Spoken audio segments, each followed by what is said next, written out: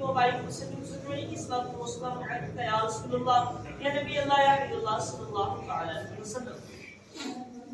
اعوذ باللہ من الشیطان الرجیم، بسم اللہ الرحمن الرحیم۔ اللہ کے نام سے شروع نہایت مہربان اور رحمت والا ہے۔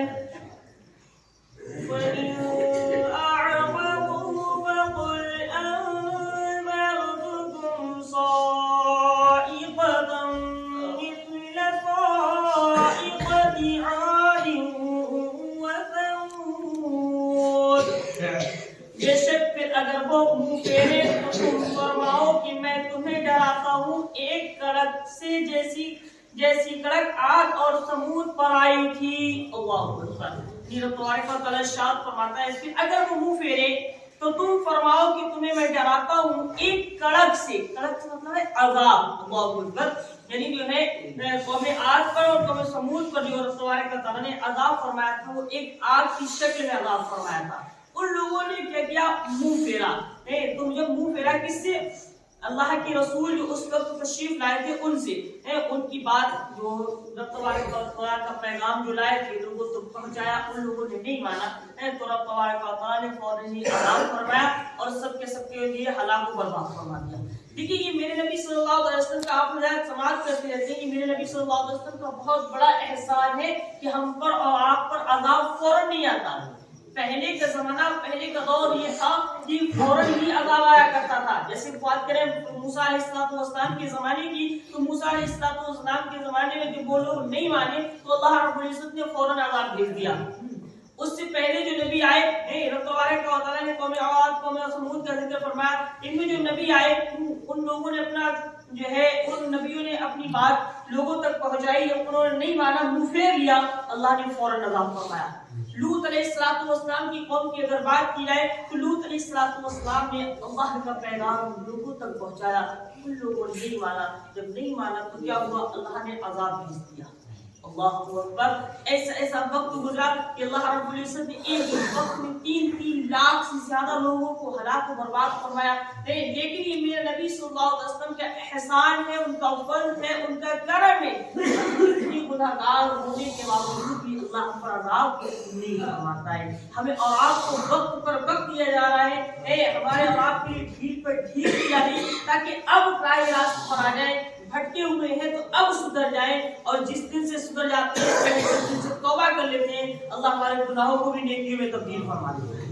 بہت بڑی احسان کریمی، اس کا فضل ہے، اس کا کرم ہے ہمارے اوپر، آپ کے اوپر تو کروڑوں درجہ ہے جو ہے کڑک یعنی عذاب مہلک سے جیسا ان پر آیا تھا۔ یعنی قوم عاد ثمود کے رسول ہر طرف سے آتے تھے اور ان کی ہدایت کی ہر تدبیر عمل میں لاتے تھے اور انہیں ہر طرح کی نصیحت کرتے تھے، لیکن ہر طرح کی نصیحت کرنے کے باوجود ان کو سمجھ میں نہیں آتا۔ دیکھیے ہم جو ہے آپ جو ہے اس طریقے سے آج اپنی زندگی کو گزار رہے ہیں، پہلے کے لوگ بھی اسی طریقے سے زندگی کو گزارتے تھے، لیکن رب تبارک و تعالی نے ان میں بھی نبی بھیجے۔ پہلے کا وقت تھا کہ نبی آیا کرتے تھے، لیکن آج نبوت کا سلسلہ ختم ہو چکا ہے، اب نبی نہیں آنے والا، قیامت تک کوئی نبی نہیں آئے گا۔ اور عیسیٰ علیہ السلام تشریف لائیں گے، مہدی علیہ السلام تشریف لائیں گے، وہ بھی میرے نبی کی امت میں تشریف لائیں گے۔ وہ لوگ آئیں گے، وہ تشریف لائیں گے، لیکن اس وقت کوئی نبی نہیں ہے۔ اس وقت ہم اور آپ کے لیے کوئی ہدایت کرنے والا ہے نا تو اللہ کے نیک بندے، اولیاء اکرام ہیں، علماء دین ہیں جو ہمیں اور آپ کو دین سکھاتے ہیں، ہم تک پہنچاتے ہیں، اور یہ قرآن ہے جو ہمیں اور آپ کو سیدھا راستہ دکھاتا ہے۔ اگر ہم اور آپ اس پر عمل کرتے ہیں تو بھٹک نہیں سکتے، لیکن ہاں عمل کرنا چھوڑ دیں تو بھٹک جاتے ہیں۔ لوگ جو دیندار لوگ ہیں ان سے اگر ہم منہ پھیریں نا تو ہمارا ایمان بھی خطرے میں پڑ سکتا ہے۔ آج ہمیں اور آپ کو بہت زیادہ ضرورت ہے، خاص کر ہم لوگوں کو، ہماری بستی کو بہت زیادہ ضرورت ہے کہ دین سیکھا جائے۔ دین اب خود نہ سیکھ سکے، اپنے بچوں کو دین سکھایا جائے۔ اگر ہم اور آپ دین نہیں سیکھتے، اپنے بچوں کو دین نہیں سکھاتے تو اس کی ذمہ دار بھی ہم ہوں گے، کیوں؟ کیونکہ ہم نے خود نہیں سیکھا، اپنے بچوں کو نہیں سکھایا، ان کی زندگی بھی برباد ہوگی، آنے والی نسلیں بھی ویسے ہی رہیں گی ان پڑھ، ان کی زندگی بھی برباد ہوگی۔ اگر ہم کامیابی چاہتے ہیں، ہم فلاح چاہتے ہیں تو نبی کے دین کو اپنانا ہوگا، اس دین کو سیکھنا ہوگا، زیادہ نہیں۔ ہم نے کہتے ہیں کہ اپنے بچوں کو عالم بنا लो, हाफिज बना लो, इतना तो दीन सीख ही लेना चाहिए. हाफिज और आलिम नहीं बना पाते, इतना दीन होना चाहिए कि हम अपनी नमाजें दुरुस्त तरीके से अदा कर सकें.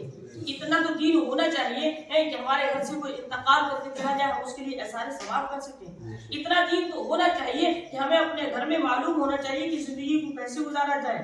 इतना दीन तो होना चाहिए कि हमें ये मालूम होना चाहिए छोटों पर शफकत किस तरीके से की जाए, बड़ों की इज्जत किस तरीके से की जाए. इतना दीन तो होना चाहिए कि कुरान को समझा जाए, उसके रसूल की बात को मान लिया जाए. इतना दीन तो सीखना चाहिए. आज अफसोस हम खुद नहीं सीखते, अपने बच्चों को भी नहीं सिखाते. अल्लाह, हमारा क्या होगा? इसके जिम्मेदार क्या माँ बाप नहीं ठहराए जाएंगे?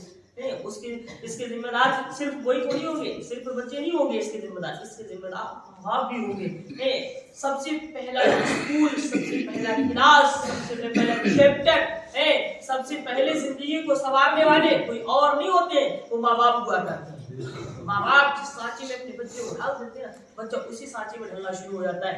छोटा बच्चा है, अगर उसको जो है हम और आप कलमा शरीफ पढ़ाते हैं, कुरान शरीफ की आयतें बताते हैं, अल शरीफ पढ़ाते हैं, तो जो है वैसे ही वो बोलना शुरू करता है. अगर हम उसे कलमा शरीफ बताएं ना, तो वो कलमा शरीफ रटना शुरू कर देता है, कलमा शरीफ पढ़ना शुरू कर देता है. और उसको अगर गाली बताते हैं तो वो गाली देना शुरू कर देता है. उससे कहीं बच्चा, छोटा बच्चा है, उससे कहीं बेटा मुंह इसकी तरफ टेढ़ा कर दे तो मुंह बच्चा टेढ़ा करना शुरू कर देता है. आज हम सिखाते हैं ना बच्चे को मुंह टेढ़ा करना, बाप जब मुंह टेढ़ा करता है, बड़ा होकर तो बुरा लगता है.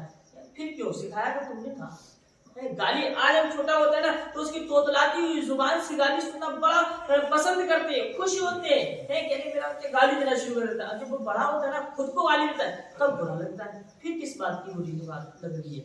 फिर क्यों बुरा लग रहा है? सिखाया तो तुमने था ना. छोटा था, तुमने उसे सिखाया. छोटा था, उसकी तोतलाती हुई जुबान में उसमें गाली देना पसंद था ना. काश कि अगर तुमने छोटा था, उसकी तोतलाती हुई जुबान में ला इलाहा इल्लल्लाह मुहम्मदुर रसूलुल्लाह. काश कि जब वो छोटा था, नबी के तराने उसकी जुबान से पहलवाए होते. काश कि जब वो छोटा था, कुरान मुकद्दस के अल्फाज उसकी जुबान से दोहराए होते. जब वो बड़ा होता तो ला इलाहा इल्लल्लाह मुहम्मदुर रसूलुल्लाह पढ़ता, नबी के शान के तराने भी गाता और कुरान मुकद्दस की जो है तिलावत भी अपनी जुबान से करता. तो उस वक्त अल्लाह रब्बुल इज्जत तुम्हें भी कामयाबी अता फरमाता, तुम्हारे बेटे को भी कामयाबी अता फरमाता. मरकर चले जाते हैं तो अल्लाह रब्बुल इज्जत जब वो कुरान मुकद्दस पढ़ता, उसकी बरकत से तुम्हारी बख्शिश फरमा देगा. आज हमें अपने वक्त को खुद सुधारने की जरूरत है, खुद संवारने की जरूरत है, न कि ये कि हम अपने हालात को खराब कर लें. अल्लाह रब्बुल इज्जत ने दिया है औलाद, नेमत जैसी चीज औलाद अता फरमाई, उस पर भी हमें और आपको सोचना चाहिए कि इसे भी हम नेमत की तरीके से अपनी जिंदगी को गुजारें और उन बच्चों को भी संवारें. अल्लाह तबारक व तआला से दुआ है, मौला तबारक व तआला हम सबको अपनी जिंदगी अच्छी और खुशनुमा बनाने की तौफीक अता फरमाए. कुरान मुकद्दस पढ़ने और सुनने से ज्यादा मौला अमल करने की